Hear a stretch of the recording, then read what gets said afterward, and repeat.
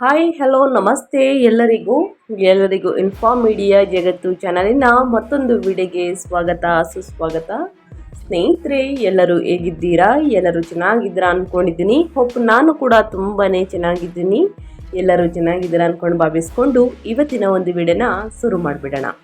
ಇವತ್ತಿನ ಒಂದು ವಿಡಿಯೋದಲ್ಲಿ ಈ ತಿಂಗಳಲ್ಲಿ ಸ್ನೇಹಿತರೆ, ಅಂದರೆ ಮೇ ತಿಂಗಳಲ್ಲಿ ಕುಂಭರಾಶಿಯವರ ಭವಿಷ್ಯ ಹೇಗಿರಲಿದೆ, ಯಾವುದರ ಬಗ್ಗೆ ಬಹಳಷ್ಟು ಎಚ್ಚರಿಕೆ ವಹಿಸಬೇಕು ಕುಂಭರಾಶಿಯವರು, ಅಂದರೆ ನಿಮ್ಮ ವ್ಯಾಪಾರದಲ್ಲಿ, ವ್ಯವಹಾರದಲ್ಲಿ, ಹಣಕಾಸಿನಲ್ಲಿ, ವೃತ್ತಿ ಜೀವನದಲ್ಲಿ, ಉದ್ಯೋಗದಲ್ಲಿ ಏನೆಲ್ಲ ಬದಲಾವಣೆಯನ್ನು ನೋಡಲಿದ್ದೀರಿ, ಯಾವುದರ ಬಗ್ಗೆ ಬಹಳಷ್ಟು ಎಚ್ಚರಿಕೆ ವಹಿಸಬೇಕು ಅನ್ನೋದನ್ನ ಕಂಪ್ಲೀಟಾಗಿ ತಿಳಿಸ್ಕೊಡ್ತೀನಿ. ಇನ್ನು ಸಣ್ಣ ಪುಟ್ಟ ಸಮಸ್ಯೆಗಳು, ದೊಡ್ಡ ಸಮಸ್ಯೆಗಳು ಕಂಡು ಬಂದಿದ್ದಲ್ಲಿ ಪರಿಹಾರವನ್ನು ತಿಳಿಸ್ಕೊಡ್ತೀರಾ ಅಂದರೆ ಖಂಡಿತವಾಗಿಯೂ ಪರಿಹಾರವನ್ನು ತಿಳಿಸ್ಕೊಡ್ತೀನಿ. ನನ್ನ ಚಾನಲ್ನಲ್ಲಿ ಬರುವಂತಹ ಸಣ್ಣ ಪುಟ್ಟ ಮನೆಯಲ್ಲೇ ಮಾಡುವಂತಹ ಈ ಪರಿಹಾರಗಳನ್ನು ಅನುಸರಿಸುವುದರಿಂದ ಕಷ್ಟಗಳು, ಸಮಸ್ಯೆಗಳು, ಅಡಚಣೆಗಳು, ತೊಂದರೆಗಳು, ವಿಳಂಬಗಳು ಏನೇ ಇದ್ದರೂ ಕೂಡ ಸಂಪೂರ್ಣವಾಗಿ ನಿವಾರಣೆಯಾಗಲಿದೆ. ಹಾಗಿದ್ರೆ ಕುಂಭರಾಶಿಯವರು ಏನು ಮಾಡಬೇಕು ಅಂದರೆ ಎಲ್ಲೂ ಕೂಡ ವಿಡಿಯೋನ ಸ್ಕಿಪ್ ಮಾಡಬಾರ್ದು. ಅಂದರೆ ವಿಡಿಯೋನ ಕಟ್ ಮಾಡಿ ಓಡಿಸ್ಕೊಂಡೋಗಿ ನೋಡ್ತೀನಿ ಅಂದರೆ ಫುಲ್ ಇನ್ಫಾರ್ಮೇಷನ್ ಅರ್ಥ ಆಗಲ್ಲ. ಸೊ ಹಾಗಾಗಿ ಎಲ್ಲ ವಿಡಿಯೋದಲ್ಲೂ ತಿಳಿಸ್ತಾ ಇರ್ತೀನಿ. ಮೊದಲಿಂದ ಕೊನೆ ತನಕ ವಿಡಿಯೋನ ವಾಚ್ ಮಾಡಿ. ವಿಡಿಯೋದಲ್ಲಿ ಒಳ್ಳೆಯ ಮಾಹಿತಿ ಸಿಕ್ಕಿದ್ದಲ್ಲಿ ತಪ್ಪದೆ ವಿಡಿಯೋಗೊಂದು ಲೈಕ್ ಕೊಟ್ಟು, ಇನ್ನೂ ನನ್ನ ಚಾನಲ್ನ ಸಬ್ಸ್ಕ್ರೈಬ್ ಮಾಡ್ಕೊಳ್ದೇ ನೋಡ್ತಿದ್ರೆ ದಯವಿಟ್ಟು ಇನ್ಫಾರ್ಮ್ ಮೀಡಿಯಾಗೆ ಸಬ್ಸ್ಕ್ರೈಬ್ ಆಗಿ ನಿಮ್ಮ ಅಭಿಪ್ರಾಯಗಳನ್ನು ಕಮೆಂಟ್ ಬಾಕ್ಸಲ್ಲಿ ತಿಳಿಸಬಹುದು. ಓಂ ನಮಃ ಶಿವಾಯ ಅಂತ ಕಮೆಂಟ್ ಮಾಡಿ. ಶಿವನ ಅನುಗ್ರಹದಿಂದ ನಿಮ್ಮ ಜೀವನದಲ್ಲಿರುವಂತಹ ಪ್ರತಿಯೊಂದು ಕಷ್ಟಗಳು, ಸಮಸ್ಯೆಗಳು, ಅಡಚಣೆಗಳು ಎಲ್ಲವೂ ಕೂಡ ನಿವಾರಣೆಯಾಗಲಿ ಅಂತ ಕೇಳ್ಕೊತಾ, ಶಿವನ ಅನುಗ್ರಹ ಆಶೀರ್ವಾದ ನಿಮ್ಮ ಮೇಲಿರಲಿ ಅಂತ ಕೇಳ್ಕೊತಾ ವಿಡಿಯೋದ ಕಡೆ ಗಮನ ಕೊಟ್ಬಿಡೋಣ ಸ್ನೇಹಿತರೆ. ಈ ಅದೃಷ್ಟ ರಾಶಿ ನಿಮ್ಮ ಕುಟುಂಬದಲ್ಲಿ, ನಿಮ್ಮ ಸ್ನೇಹಿತರಲ್ಲಿ ಅಥವಾ ನಿಮ್ಮ ಹಿತೈಷಿಗಳು ಯಾರಾದರೂ ಹೊಂದಿದ್ರೆ ದಯವಿಟ್ಟು ಅವ್ರಿಗೆ ವಿಡಿಯೋವನ್ನು ಶೇರ್ ಮಾಡಿ. ನಿಮ್ಮ ಕಡೆಯಿಂದ ಅದೃಷ್ಟದ ಭವಿಷ್ಯವನ್ನು ಅವರು ಕೂಡ ತಿಳ್ಕೊಂಡಂಗಾಗುತ್ತೆ. ಓಕೆ, ಈ ತಿಂಗಳು ಕುಂಭರಾಶಿಯವರ ಮಾಸಿಕ ಭವಿಷ್ಯ 2026 ಅಪಾರ ಪರಾಕ್ರಮ ಅಂತಲೇ ಹೇಳ್ಬೋದು. ಈ ತಿಂಗಳ ಮುಖ್ಯಾಂಶಗಳನ್ನು ಹೇಳಬೇಕಾದ್ರೆ, ಅಪಾರ ಪರಾಕ್ರಮ. ಮೇ 11ರಂದು ಕರ್ಮಾಧಿಪತಿಯಾದ ಕುಜನು ತೃತೀಯ ಸ್ಥಾನದಲ್ಲಿ 3ನೇ ಮನೆಯಲ್ಲಿ ಮೇಷದಲ್ಲಿ ಸ್ವಕ್ಷೇತ್ರದಲ್ಲಿ ಬಲವನ್ನು ಹೊಂದುವುದರಿಂದ ನಿಮ್ಮ ಆತ್ಮವಿಶ್ವಾಸ, ಧೈರ್ಯ ದುಪ್ಪಟ್ಟಾಗುತ್ತದೆ. ವೃತ್ತಿಯಲ್ಲಿ ಅಂದುಕೊಂಡಿದ್ದನ್ನು ಸಾಧಿಸುತ್ತೀರಿ ಸ್ನೇಹಿತರೆ. ಇನ್ನು ಎರಡನೇದಾಗಿ ಪಂಚಮದಲ್ಲಿ ಅದ್ಭುತ ಯೋಗ ಅಂತಲೇ ಹೇಳಬಹುದು. ಮೇ 14ರಂದು ಯೋಗಕಾರಕ ಶುಕ್ರನು 5ನೇ ಮನೆಯಲ್ಲಿ ಗುರುವಿನೊಂದಿಗೆ ಸೇರುವುದರಿಂದ ಕಲಾಕಾರರಿಗೆ, ವಿದ್ಯಾರ್ಥಿಗಳಿಗೆ ಮತ್ತು ಪ್ರೇಮ ಜೀವನಕ್ಕೆ ಇದು ಸುವರ್ಣ ಕಾಲ. ಲಾಭಗಳು ದುಪ್ಪಟ್ಟಾಗಲಿದೆ ಅಂತಲೇ ಹೇಳಬಹುದು. ಇನ್ನು ಗೃಹದಲ್ಲಿ ಪ್ರಾಬಲ್ಯದ ಹೋರಾಟ.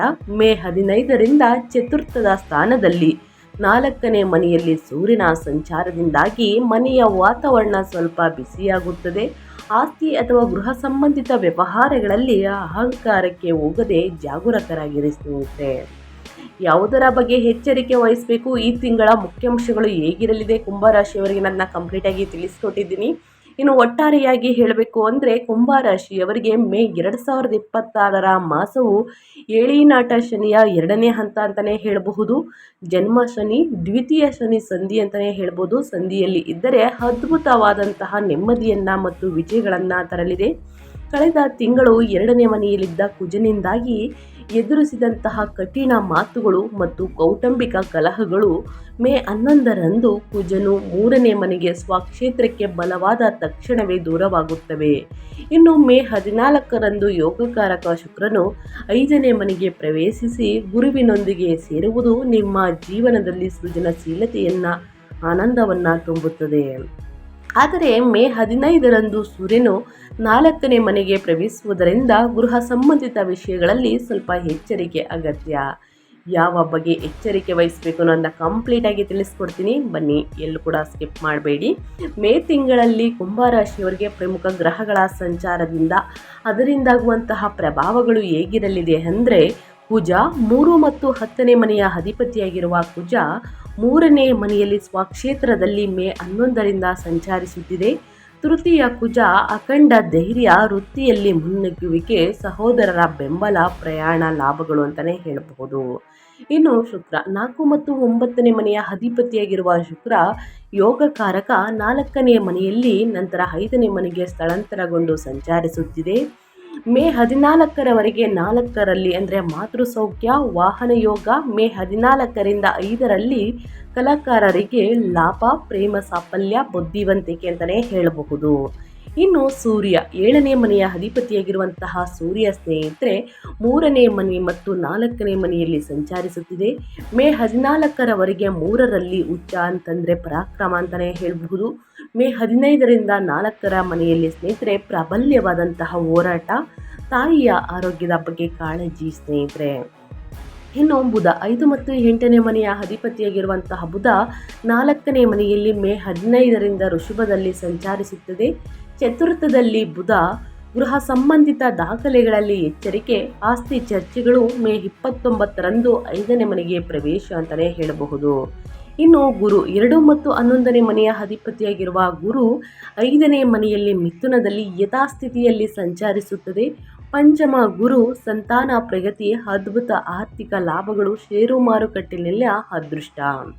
ಇನ್ನು ಮೇಯ್ನ್ ಆಗಿ ಶನಿ 1 ಮತ್ತು 12ನೇ ಮನೆಯ ಅಧಿಪತಿಯಾಗಿರುವಂತಹ ಲಗ್ನಾಧಿಪತಿಯಾದಂತಹ ಶನಿ 12ನೇ ಮನೆಯಲ್ಲಿ ಮೀನದಲ್ಲಿ ಯಥಾಸ್ಥಿತಿಯಲ್ಲಿ ಸಂಚರಿಸುತ್ತಿದೆ. ಏಳಿನಾಟ ಶನಿಯ ಪ್ರಭಾವ ಕೌಟುಂಬಿಕ ಜವಾಬ್ದಾರಿಗಳು, ಮಾತಿನ ನಿಯಂತ್ರಣ, ಆರ್ಥಿಕ ಶಿಸ್ತು ಅಂತಲೇ ಹೇಳಬಹುದು. ಸ್ನೇಹಿತರೆ, ಗ್ರಹಗಳ ಸಂಚಾರ ಮತ್ತು ಗ್ರಹಗಳ ಸ್ಥಾನ ಬದಲಾವಣೆಯಿಂದ ಪ್ರತಿಯೊಬ್ಬರು ಒಂದಲ್ಲ ಒಂದು ರೀತಿಯಲ್ಲಿ ಪ್ರಾಬ್ಲಮ್ನ ನೋಡಬೇಕಾಗುತ್ತದೆ, ಒಂದಲ್ಲ ಒಂದು ರೀತಿಯಲ್ಲಿ ಅದೃಷ್ಟವನ್ನು ನೋಡಬೇಕಾಗುತ್ತದೆ. ಇದಕ್ಕೆಲ್ಲ ಕಾರಣ ಗ್ರಹಗಳ ಸಂಚಾರ. ಇನ್ನು ನಿಮ್ಮ ಕೆರಿಯರಲ್ಲಿ, ವ್ಯಾಪಾರ ವ್ಯವಹಾರದಲ್ಲಿ ಏನೆಲ್ಲ ಬದಲಾವಣೆಯನ್ನು ನೋಡಲಿದ್ದೀರಿ ಅಂತ ತಿಳಿಸ್ಕೊಡ್ತಾ ಹೋಗ್ತೀನಿ. ಇವಾಗೆಲ್ಲೂ ಕೂಡ ಸ್ಕಿಪ್ ಮಾಡ್ದೇ ಕೊನೆ ತನಕ ವಾಚ್ ಮಾಡಿ. ಹೌದು, ಮೊದಲನೇದಾಗಿ ವೃತ್ತಿ ಬಗ್ಗೆ ಹೇಳೋದಾದರೆ, ಕರ್ಮಾಧಿಪತಿಯಾದಂತಹ ವೃತ್ತಿಕಾರಕ ಕುಜನು ಏಪ್ರಿಲ್ನಲ್ಲಿ 2ನೇ ಮನೆಯಲ್ಲಿದ್ದು ನೀಡಿದ ಒತ್ತಡದಿಂದ ಮೇ 11ರಂದು ತೃತೀಯ ಸ್ಥಾನದಲ್ಲಿ 3ನೇ ಮನೆಯಲ್ಲಿ ಸ್ವಕ್ಷೇತ್ರದಲ್ಲಿ ಬಲವನ್ನು ಹೊಂದುವುದರಿಂದ ನಿಮಗೆ ದೊಡ್ಡ ನೆಮ್ಮದಿ ಸಿಗುತ್ತದೆ. ಕಚೇರಿಯಲ್ಲಿ ನಿಮ್ಮ ಧೈರ್ಯ ಸ್ನೇಹಿತರೆ ತೆಗೆದುಕೊಳ್ಳುವಂತಹ ಗುಣ ಎಲ್ಲರನ್ನ ಆಶ್ಚರ್ಯಗೊಳಿಸುತ್ತದೆ. ಬಾಕಿ ಇರುವ ಕೆಲಸಗಳನ್ನು ಒಂದು ಹಂತಕ್ಕೆ ತರುತ್ತೀರಿ. ಉದ್ಯೋಗದಲ್ಲಿ ನಿಮಗೆ ಎದುರಾಗುವಂತಹ ಸವಾಲುಗಳನ್ನು ಸುಲಭವಾಗಿ ದಾಟುತ್ತೀರಿ. ನಿಮ್ಮ ಪ್ರಸ್ತಾಪಗಳಿಗೆ ಅಧಿಕಾರಿಗಳ ಒಪ್ಪಿಗೆ ಸಿಗುತ್ತದೆ. ಶಾರ್ಟ್ ಟಿಪ್ಸ್, ಸಣ್ಣ ಪ್ರಯಾಣಗಳ ಮೂಲಕ ನೀವು ಮಾಡುವಂತಹ ವೃತ್ತಿಯಲ್ಲಿ ಮತ್ತಷ್ಟು ಪ್ರಗತಿಯನ್ನು ಸಾಧಿಸುತ್ತೀರಿ. ಪತ್ರಿಕೋದ್ಯಮ, IT ಮತ್ತು ಮಾರ್ಕೆಟಿಂಗ್ ಕ್ಷೇತ್ರಗಳಲ್ಲಿರುವವರಿಗೆ ಇದು ವಿಶೇಷ ವಿಜಯಗಳನ್ನು ನೀಡುವಂತಹ ಕಾಲ ಅಂತಲೇ ಹೇಳಬಹುದು. ಇನ್ನು ವ್ಯಾಪಾರ ಮತ್ತು ಸ್ವಯಂ ಉದ್ಯೋಗದ ಬಗ್ಗೆ ಹೇಳೋದಾದರೆ ಸ್ನೇಹಿತರೆ, ಏನೆಲ್ಲ ಬದಲಾವಣೆಯನ್ನು ನೋಡಲಿದ್ದೀರಿ, ಯಾವುದರ ಬಗ್ಗೆ ಬಹಳಷ್ಟು ಎಚ್ಚರಿಕೆ ವಹಿಸಬೇಕು ಅಂದರೆ, ವ್ಯಾಪಾರಸ್ಥರಿಗೆ ಈ ತಿಂಗಳು ಅದ್ಭುತವಾದಂತಹ ವಿಸ್ತರಣೆಗೆ ಅನುಕೂಲಕರವಾಗಿದೆ. ಸಪ್ತಮಾಧಿಪತಿಯಾದಂತಹ ವ್ಯಾಪಾರಕಾರಕ ಸೂರ್ಯನು ಮೇ 14ರವರೆಗೆ 3ನೇ ಮನೆಯಲ್ಲಿ ಉಚ್ಚ ಸ್ಥಿತಿಯಲ್ಲಿ ಇರುವುದರಿಂದ ನಿಮ್ಮ ಧೈರ್ಯವೇ ನಿಮ್ಮ ಬಂಡವಾಳವಾಗುತ್ತದೆ. ಪ್ರತಿಸ್ಪರ್ಧಿಗಳನ್ನು ಸಮರ್ಥವಾಗಿ ಎದುರಿಸಿ ಮಾರುಕಟ್ಟೆಯಲ್ಲಿ ನಿಮ್ಮ ಸ್ಥಾನವನ್ನು ಭದ್ರಪಡಿಸಿಕೊಳ್ಳುತ್ತೀರಿ.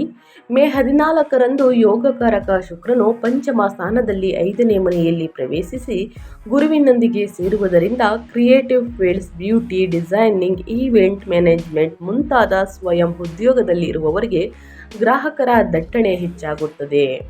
7ನೇ ಮನೆಯಲ್ಲಿ ಕೇತುವಿನ ಸಂಚಾರದಿಂದಾಗಿ ವ್ಯಾಪಾರ ಪಾಲುದಾರರೊಂದಿಗೆ ಅತಿ ಸಲಿಗೆ ಸಲ್ಲದು. ಲೆಕ್ಕಾಚಾರಗಳನ್ನು ಪಕ್ಕ ಇಟ್ಕೊಳ್ಳುವುದು ಒಳಿತು. ಗ್ರಹಗಳ ಸಂಚಾರದಿಂದ ವ್ಯಾಪಾರ ವ್ಯವಹಾರದಲ್ಲಿ ಏನೆಲ್ಲ ಬದಲಾವಣೆಯನ್ನು ಕುಂಭರಾಶಿಯವರು ನೋಡಬೇಕು ಅನ್ನೋದನ್ನ ತಿಳಿಸ್ಕೊಟ್ಟಿದ್ದೀನಿ. ಯಾವುದರ ಬಗ್ಗೆ ಬಹಳಷ್ಟು ಎಚ್ಚರಿಕೆ ವಹಿಸಬೇಕು ಅನ್ನೋದು ಕೂಡ ತಿಳಿಸ್ಕೊಟ್ಟಿದ್ದೀನಿ. ಆ ವಿಚಾರದ ಬಗ್ಗೆ ಬಹಳಷ್ಟು ಎಚ್ಚರಿಕೆ ವಹಿಸಿ. ಇಷ್ಟರಲ್ಲಿ ವ್ಯಾಪಾರ ವ್ಯವಹಾರದಲ್ಲಿ, ವೃತ್ತಿಯಲ್ಲಿ ಏನೇ ಡೌಟ್ಸ್ ಇದ್ರೂ ಕೂಡ ಕಮೆಂಟ್ ಮಾಡಿ, ಖಂಡಿತವಾಗಿಯೂ ಪ್ರತಿಯೊಬ್ಬರಿಗೂ ಆನ್ಸರ್ ಮಾಡ್ತೀನಿ ಸ್ನೇಹಿತರೆ. ಇನ್ನು ಹಣಕಾಸಿನ ಬಗ್ಗೆ ಹೇಳೋದಾದರೆ, ಧನ ಲಾಭದಲ್ಲಿ ನಷ್ಟ ಇದೆಯಾ, ಲಾಭ ಇದೆಯಾ ಅನ್ನೋದನ್ನ ನೋಡೋದಾದರೆ, ನಿಮ್ಮ ಆರ್ಥಿಕ ಸ್ಥಿತಿ, ಹಣಕಾಸಿನ ಸ್ಥಿತಿ ಹೇಗಿರಲಿದೆ ಅನ್ನೋದನ್ನ ಕೇಳೋದಾದರೆ, ಆರ್ಥಿಕವಾಗಿ ಈ ತಿಂಗಳು ನಿಮಗೆ ಕಾಸಿನ ಮಳೆಯನ್ನು ಸುರಿಸುತ್ತದೆ. ಧನ ಮತ್ತು ಲಾಭಾಧಿಪತಿಯಾದ ಗುರು ಸ್ನೇಹಿತರೆ 5ನೇ ಮನೆಯಲ್ಲಿ ಪೂರ್ವ ಪುಣ್ಯದ ಸ್ಥಾನದಲ್ಲಿ ಬಲವಾಗಿರುವಾಗ ಮೇ 14ರಂದು ಶುಕ್ರನು ಕೂಡ ಅಲ್ಲಿಗೆ ಸೇರುವುದು ಗುರು ಶುಕ್ರ ಯೋಗ ಅಂತಲೇ ಹೇಳ್ಬೋದು. ನಿಮಗೆ ವಿಶೇಷವಾದಂತಹ ಧನ ಲಾಭಗಳನ್ನು ನೀಡುತ್ತದೆ. ಷೇರು ಮಾರುಕಟ್ಟೆ, ಮ್ಯೂಚುವಲ್ ಫಂಡ್ ಅಥವಾ ಊಹಾತ್ಮಕ ಹೂಡಿಕೆಗಳಲ್ಲಿ ನೀವು ತೆಗೆದುಕೊಳ್ಳುವಂತಹ ನಿರ್ಧಾರಗಳು ಅದ್ಭುತವಾಗಿ ಫಲ ನೀಡುತ್ತದೆ. 2ನೇ ಮನೆಯಲ್ಲಿ ಶನಿ ಇರುವುದರಿಂದ ಖರ್ಚುಗಳಿದ್ದರೂ ಕೂಡ ಆದಾಯದ ಹರಿವು ಪ್ರಬಲವಾಗಿರುವುದರಿಂದ ನೀವು ಆರ್ಥಿಕ ತೊಂದರೆಗಳನ್ನು ಎದುರಿಸುವುದಿಲ್ಲ. ರಿಯಲ್ ಎಸ್ಟೇಟ್ ವ್ಯವಹಾರಗಳನ್ನು ಮಾಡುವ ಮೊದಲು ಆಸ್ತಿ ಪತ್ರಗಳನ್ನು ಅಂದರೆ ಬಹಳಷ್ಟು ಎಚ್ಚರಿಕೆ ವಹಿಸಬೇಕು. ಆಸ್ತಿ ಪತ್ರಗಳನ್ನು ಮೇ 15ರ ನಂತರ 4ರಲ್ಲಿ ನೀಚ ಬುಧನ ಪ್ರಭಾವದಿಂದಾಗಿ 1-2-3 ಬಾರಿ ಪರಿಶೀಲಿಸಿಕೊಳ್ಳಿ ಸ್ನೇಹಿತರೆ. ಯಾರನ್ನೂ ಕೂಡ ಕುರುಡರಾಗಿ ನಂಬೇಡಿ. ಸೊ ಹಾಗಾಗಿ ಬಹಳಷ್ಟು ಎಚ್ಚರಿಕೆಯಿಂದ ನಿರ್ಧಾರಗಳನ್ನು ತೆಗೆದುಕೊಳ್ಳಿ. ಯಾವುದೇ ಒಂದು ಒಪ್ಪಂದಕ್ಕೆ ಸಹಿಯನ್ನು ಹಾಕಬೇಕಾದ್ರೆ 2-3 ಬಾರಿ ಪರಿಶೀಲಿಸಿ ಯೋಚಿಸಿ ಅಥವಾ ಪರಿಣಿತರ ಸಲಹೆಗಳನ್ನು ತೆಗೆದುಕೊಂಡು ಸಹಿಯನ್ನು ಹಾಕಿ. ಇನ್ನು ಮುಂದಿನದಾಗಿ ಹೇಳೋದಾದರೆ ಮೇಯ್ನ್ ಆಗಿ ನಿಮ್ಮ ಆರೋಗ್ಯ ಮತ್ತು ಯೋಗಕ್ಷೇಮದ ಬಗ್ಗೆ ಹೇಳೋದಾದರೆ ಏನೆಲ್ಲ ಬದಲಾವಣೆಯನ್ನು ಕುಂಭರಾಶಿಯವರು ನೋಡಲಿದ್ದೀರಿ, ಯಾವುದರ ಬಗ್ಗೆ ಬಹಳಷ್ಟು ಎಚ್ಚರಿಕೆ ವಹಿಸಬೇಕು ಅಂದರೆ, ಲಗ್ನದಲ್ಲಿ ರಾಹುವಿನ ಸಂಚಾರದಿಂದಾಗಿ ಆಗಾಗ ಅಕಾರಣ ಭಯಗಳು, ಮಾನಸಿಕ ಗೊಂದಲ ಬರುವುದುಂಟು. ಆದರೆ ಮೇ 11ರಂದು ಕುಜನು 3ನೇ ಮನೆಗೆ ಹೋಗುವುದರಿಂದ ನಿಮ್ಮಲ್ಲಿನ ದೈಹಿಕ ದೃಢತೆ ಶಕ್ತಿ ಏಕಾಏಕಿ ಹೆಚ್ಚಾಗುತ್ತದೆ. ಕಳೆದ ತಿಂಗಳುಗಳಲ್ಲಿದ್ದಂತಹ ಗಂಟಲು ಅಥವಾ ಹಲ್ಲುಗಳ ನೋವಿನಿಂದ ಉಪಶಮನ ದೊರೆಯುತ್ತದೆ. ಮೇ 15ರ ನಂತರ ಸೂರ್ಯನು 4ನೇ ಮನೆಗೆ ಪ್ರವೇಶಿಸುವುದರಿಂದ ದೇಹದಲ್ಲಿ ಉಷ್ಣ ಹೆಚ್ಚಾಗುತ್ತದೆ. ಮುಖ್ಯವಾಗಿ ಎದೆಯುರಿ, ಅಸಿಡಿಟಿ ಅಥವಾ BP ಹೆಚ್ಚಾಗುವಂತಹ ಸಾಧ್ಯತೆ ಇದೆ. ಪ್ರತಿದಿನ ಪ್ರಾಣಾಯಾಮವನ್ನು ಮಾಡುವುದು ಉತ್ತಮ ಮತ್ತು ಸಮಯಕ್ಕೆ ಸರಿಯಾಗಿ ಊಟ ಮಾಡುವುದರಿಂದ ಆರೋಗ್ಯವನ್ನು ಕಾಪಾಡಿಕೊಳ್ಳಬಹುದು ಸ್ನೇಹಿತರೆ. ಇದರಿಂದ ಅಸಿಡಿಟಿ ಕೂಡ ಸ್ನೇಹಿತರೆ ಕಡಿಮೆಯಾಗಲಿದೆ. ಮಸಾಲೆ ಭರಿತ ಊಟವನ್ನು ಕಡಿಮೆ ಮಾಡಿ ಸ್ನೇಹಿತರೆ. ಅತಿ ಹೆಚ್ಚಾಗಿ ಮಸಾಲೆಯಿಂದ ಕೂಡಿರುವಂತಹ ಊಟವನ್ನು ತಿನ್ನುವುದರಿಂದ ಅಸಿಡಿಟಿ ಜಾಸ್ತಿ ಆಗಲಿದೆ, ಎದೆ ಉರಿ ಜಾಸ್ತಿ ಆಗಲಿದೆ. ಸೊ ನಿಮ್ಮ ಆರೋಗ್ಯ ನಿಮ್ಮ ಕೈಯಲ್ಲಿದೆ. ಆಹಾರದ ಪದ್ಧತಿಯ ಬಗ್ಗೆ ಬಹಳಷ್ಟು ಎಚ್ಚರಿಕೆ ವಹಿಸಿ ಸರಿಯಾದ ಸಮಯಕ್ಕೆ ಊಟವನ್ನು ಮಾಡಿ, ಪ್ರತಿದಿನ ಯೋಗ, ಧ್ಯಾನ, ಮೆಡಿಟೇಷನನ್ನು ಮಾಡಿ ಖಂಡಿತವಾಗಿಯೂ ಉನ್ನತ ಆರೋಗ್ಯವನ್ನು ಪ್ರತಿಯೊಬ್ಬರೂ ಪಡೆದುಕೊಳ್ಳಲಿದ್ದೀರಿ ಅಂತ ಹೇಳ್ತಾ, ಇನ್ನು ಮುಖ್ಯವಾಗಿ ಕುಟುಂಬ ಮತ್ತು ವೈಯಕ್ತಿಕ ಸಂಬಂಧಗಳ ಬಗ್ಗೆ ಹೇಳೋದಾದರೆ ಕುಂಭರಾಶಿಯವರು ಏನೆಲ್ಲ ಬದಲಾವಣೆಯನ್ನು ನೋಡಲಿದ್ದೀರಿ, ಯಾವುದರ ಬಗ್ಗೆ ಬಹಳಷ್ಟು ಎಚ್ಚರಿಕೆ ವಹಿಸಬೇಕು ಅನ್ನೋದನ್ನ ನೋಡ್ತಾ ಹೋಗೋಣ ಬನ್ನಿ. ವೈಯಕ್ತಿಕ ಜೀವನದಲ್ಲಿ ಈ ತಿಂಗಳು ಅಪಾರ ಸಂತೋಷವನ್ನು ನೀಡುತ್ತದೆ. ಮೇ 14ರಂದು ಶುಕ್ರನು 5ನೇ ಮನೆಯಲ್ಲಿ ಪ್ರೇಮದ ಸ್ಥಾನದಲ್ಲಿ ಪ್ರವೇಶಿಸುವುದರಿಂದ ವಿವಾಹವಾದವರಿಗೆ ಸ್ನೇಹಿತರೆ ಅಂದರೆ ಅದ್ಭುತವಾದಂತಹ ಪ್ರೇಮ ವ್ಯವಹಾರಗಳು ಅಥವಾ ಮದುವೆ ಸಂಬಂಧಗಳು ಕುದುರುತ್ತವೆ. ಜೀವನ ಸಂಗಾತಿಯೊಂದಿಗೆ ಅತ್ಯಂತ ರೊಮ್ಯಾಂಟಿಕ್ ಆಗಿ ಕಾಲವನ್ನು ಕಳೆಯುತ್ತೀರಿ. ಪಂಚಮದಲ್ಲಿರುವಂತಹ ಗುರುವಿನಿಂದಾಗಿ ನಿಮ್ಮ ಮಕ್ಕಳು ಸಾಧಿಸಿದ ವಿಜಯಗಳು ನಿಮಗೆ ಹೆಮ್ಮೆ ಎನಿಸುತ್ತದೆ. ಆದರೆ ಮೇ 15ರ ನಂತರ 4ನೇ ಮನೆಯಲ್ಲಿ ಗೃಹ ಮಾತೃಸ್ಥಾನ ಅಂತಲೇ ಹೇಳಬಹುದು. ಸೂರ್ಯನ ಸಂಚಾರದಿಂದಾಗಿ ಮನೆಯ ವಾತಾವರಣದಲ್ಲಿ ಸ್ವಲ್ಪ ಹೀಗೋ ಕಂಡುಬರುತ್ತದೆ. ಕುಟುಂಬ ಸದಸ್ಯರೊಂದಿಗೆ ಮುಖ್ಯವಾಗಿ ತಾಯಿಯೊಂದಿಗೆ ವಾದ ವಿವಾದಕ್ಕೆ ಇಳಿಯಬೇಡಿ. ಅವರ ಆರೋಗ್ಯದ ವಿಷಯಗಳಲ್ಲಿ ಸೂಕ್ತ ವೈದ್ಯಕೀಯ ನೆರವನ್ನು ಪಡೆಯಿರಿ. ಇನ್ನು ಶಿಕ್ಷಣ ಮತ್ತು ವಿದ್ಯಾರ್ಥಿಗಳ ಬಗ್ಗೆ ಹೇಳೋದಾದರೆ ಏನೆಲ್ಲ ಬದಲಾವಣೆಯನ್ನು ನೋಡಲಿದ್ದೀರಿ ಅಂದರೆ, ವಿದ್ಯಾಸ್ಥಾನದಲ್ಲಿ 5ನೇ ಮನೆಯಲ್ಲಿ ಗುರು ಮತ್ತು ಶುಕ್ರರ ಶುಭ ಸಂಯೋಗ ವಿದ್ಯಾರ್ಥಿಗಳಿಗೆ ಅತ್ಯಂತ ಅದ್ಭುತವಾದಂತಹ ಸಮಯ. ಬುದ್ಧಿ ಮತ್ತು ಏಕಾಗ್ರತೆ ಮತ್ತು ಗ್ರಹಣ ಶಕ್ತಿ ಉತ್ತುಂಗದಲ್ಲಿರುತ್ತವೆ. ಕಲೆ, ಡಿಸೈನಿಂಗ್, ಫೈನಾನ್ಸ್ ಅಥವಾ ಮ್ಯಾನೇಜ್ಮೆಂಟ್ ಓದುವಂತಹ ವಿದ್ಯಾರ್ಥಿಗಳು ಅತ್ಯುತ್ತಮ ರ್ಯಾಂಕ್ ಗಳಿಸುತ್ತಾರೆ. ಆದರೆ ಮೇ 15ರ ನಂತರ ಅಷ್ಟಮಾಧಿಪತಿಯಾದಂತಹ ಬುಧನು 4ನೇ ಮನೆಯಲ್ಲಿ ಇರುವುದರಿಂದ ಬೇಸಿಕ್ ಎಜುಕೇಷನ್ನಲ್ಲಿರುವಂತಹ ವಿದ್ಯಾರ್ಥಿಗಳು ಸಣ್ಣ ಪುಟ್ಟ ಗೊಂದಲ ಬರಬಹುದು. ಶ್ರದ್ಧೆ ವಹಿಸಬೇಕು. ಕಷ್ಟಪಟ್ಟು ಅಧ್ಯಯನದ ಕಡೆ ಗಮನ ಕೊಟ್ಟಿದ್ದಲ್ಲಿ, ಆಸಕ್ತಿಯಿಂದ ಏಕಾಗ್ರತೆಯಿಂದ ಅಧ್ಯಯನವನ್ನು ಮಾಡಿದ್ದಲ್ಲಿ ಉನ್ನತ ಫಲಿತಾಂಶವನ್ನು ಗಳಿಸುವುದಕ್ಕೆ ಸಾಧ್ಯವಾಗಲಿದೆ. ಸೊ ಹಾಗಾಗಿ ವಿದ್ಯಾರ್ಥಿಗಳು ಯಾವುದರ ಬಗ್ಗೆ ಎಚ್ಚರಿಕೆ ವಹಿಸಬೇಕು ಅನ್ನೋದನ್ನ ಕಂಪ್ಲೀಟಾಗಿ ತಿಳಿಸ್ಕೊಟ್ಟಿದ್ದೀನಿ.